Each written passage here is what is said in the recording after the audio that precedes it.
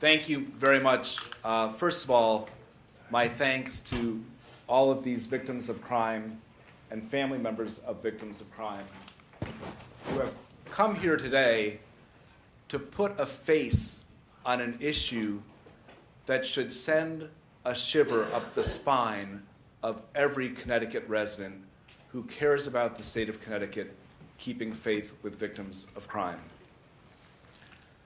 Last year, when the state Senate passed the early release bill on May 27th, I stood up and said, how can we in good conscience break a promise that was made to victims of crime by judges, by prosecutors, by victims' advocates at the time of sentencing? How can we pass a law that with the stroke of a pen will upend the basis upon which people agreed to plea bargains? People went home after a victim was sentenced with the peace of mind that a judge had told them, that a prosecutor had told them, that a victim's advocate had told them there was no way the criminal would be released before a certain date. Now, victims are receiving letters in the mail from the Departments of Corrections saying, we regret to inform you that the promises that were made will not be kept.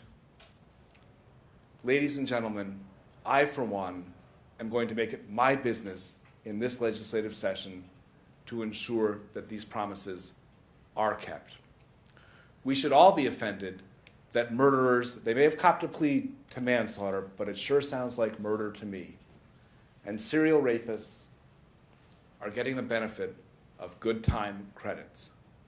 Few people in Connecticut believe that serial rapists or murderers should benefit by an early release program. Interestingly, the commissioner of the Department of Corrections, when Governor Malloy was elected, he convened a working group and asked them for recommendations how he could strengthen the Department of Corrections.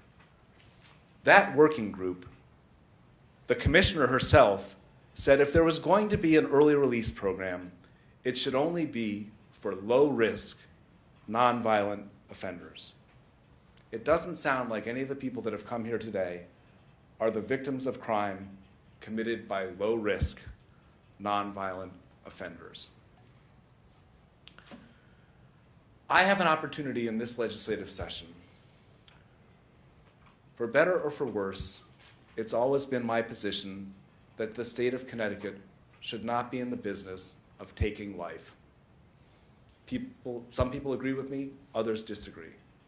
But I feel at least as strongly that the state of Connecticut should not be in the business of breaking its promises to victims of crime.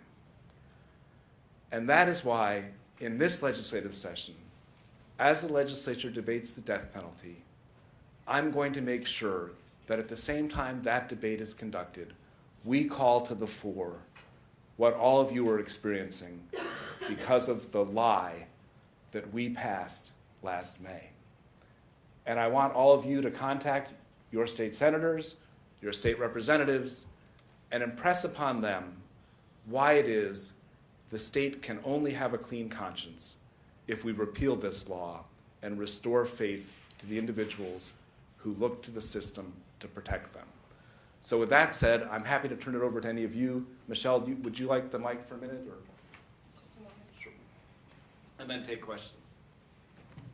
I just want to thank Senator Roraback for bringing this issue up to the forefront. It's been the first opportunity that crime victims, and every single victim here has testified about a violent crime. It's the first opportunity that a crime victim has been able to voice their opinion, their thoughts about these risk reduction credits. And I think one of the hardest things for the victims are the individuals who are getting the retroactive risk reduction credits. So retroactive back to April 1st, 2006. And so I just appreciate the opportunity for these victims to have a voice. I just need to be clear about the death penalty. The OVA has no opinion on the death penalty because crime victims aren't united. We do have an opinion about the risk reductions as crime victims in the state have been provided constitutional rights, including the right to fairness and respect. And if you've heard the stories today, I think that unfortunately the state has veered from that promise. Thank you.